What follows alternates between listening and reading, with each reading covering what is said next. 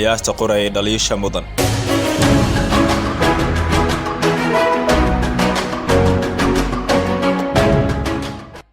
Afrika waa qaaradda qura ee dunida ugu cimilada wanaagsan. Xagga socdaalka iyo noloshana waa mid aanu amni ahayn.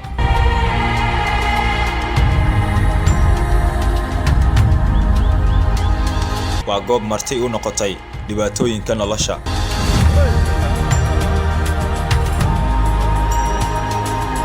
waa qaarad hodan ah laakiin dadkeedu ay u badan yihiin wax magarato. mahmaah baa lagu sifeeyey habdhaqamada nolosha ee Afrika, taas oo ah dhiigga hadaanay cabin ma noolaan karaan.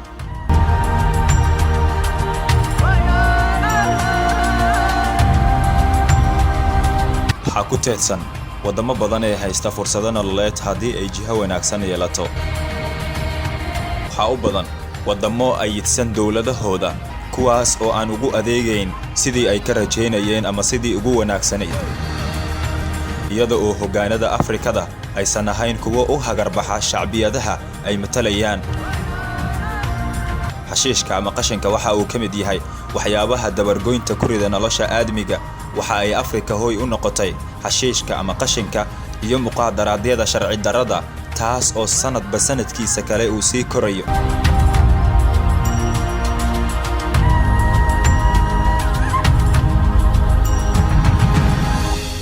waxaa wadamadooda ka iibsanaya dadyow iyaga oo ku ilooway badqabkii dadkooda.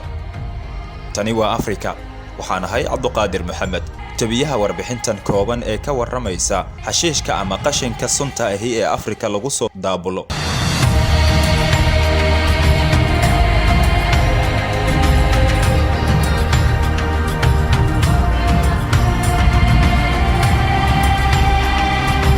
xashiishka ama qashinka sunta ahi ee Afrika lagu soo daabulo waa madal ciyaar ee aan dhaliil lahayn.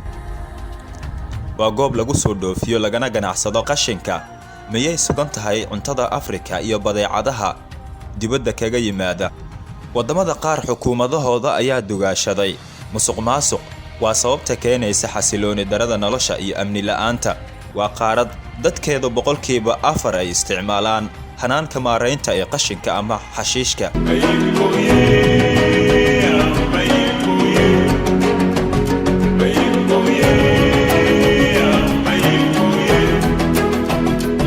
aad bay u wasaqaysan tahay hawada.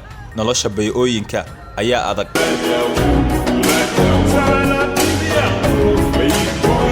labada 2012 ayaa la soo wariyay in Afrika ay hooy u noqotay iyada oo 125 milyan oo tan ah sanadkaas qora loo soo dhoofiyay Afrikada.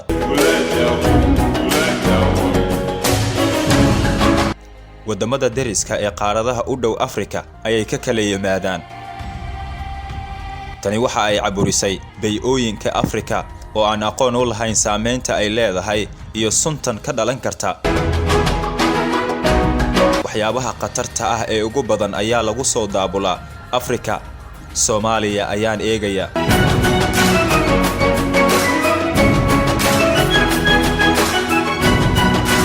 laga soo bilaabo tan iyo markii ay burburtay dowladda dhexe ee Soomaaliya waxa ay qayb ka noqotay wadamada Afrikaanka ah ee loo soo dhoofiyo. kaluumaysato badan ayay baabi'isay suntani, taasi oo iyadoo konteenaro ku jirta lagu soo daadin jiray badda Soomaaliya. laakiin xilligan lama oga macluumaadna kama soo baxaan ee la xiriira in Soomaaliya sanadihii dambe lagu soo daadinayay konteenarada sunta. balse kani waa sabir 2018 laga helay badda Liido ee xeebta Muqdisho, taas oo muujinaysa sanduuq lagu soo qunfulay suntan. waxaan sawiradani ka soo xigtay Haarun Macruuf.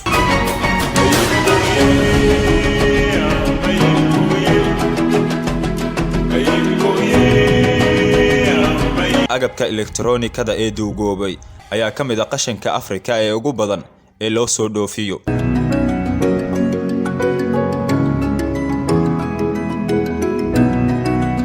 maadaama Afrika ay tahay goob saboolnimadu daashatay oo aanay jirin fursad, taas oo u saamaxaysa in ay kobciso kaabayaasha dhaqaale.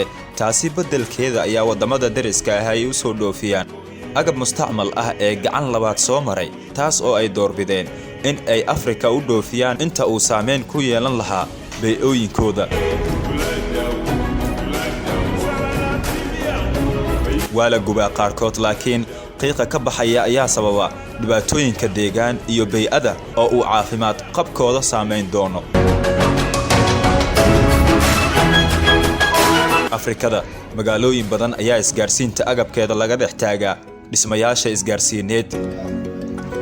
waxa ay muujinaysaa inaanay jirin garasho fasiraysa dhibta ay sababi karto shucaaca qulqulka danabka kaas oo ku kacaya signalska u gudbaya fiilooyinka.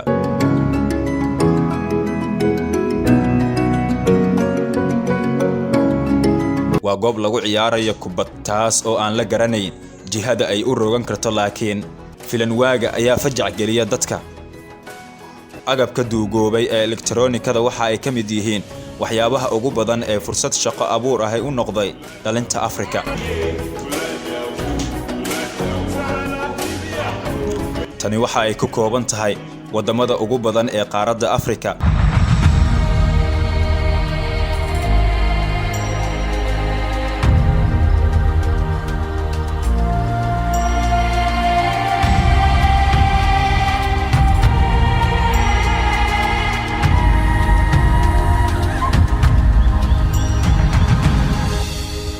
dunida kale ee horumartay si ay u badbaadiso bay'ada iyo deegaanka waxa ay doorbidaan in ay dib u warshadeeyaan agabka duugoobay oo ay ka soo saaraan qalab cusub ee la isticmaalo. waxa ay ka fogaanayaan in gubitaanka agabkaasi qiiqa ka baxa uu saameeyo deegaanka iyo bay'ada ku noolba.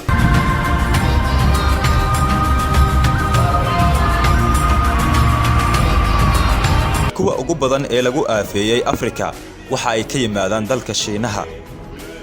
dhibaatooyinka xashiishada ama qashinka iyo sunta Afrika loo soo dhoofiyo waa mid aan koobnayn, laakiin sababo la xiriira hoggaanada wadamada Afrikada oo qaarkood u arka macaash baaba iyo caafimaad darada dadkooda.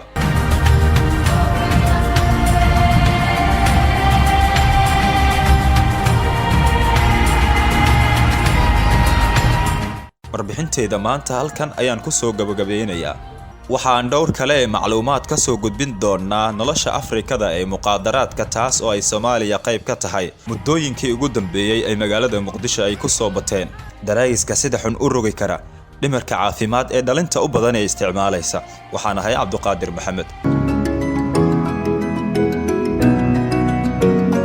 haddii ay markaagii kuugu horeysay ay tahay ee aad ina soo booqato, waxaan kaa codsanayaa inaad rukumato channelkanaga si aad uga mid noqoto ku tixanayaasha macluumaadkanaga ee aan halkan soo gelino.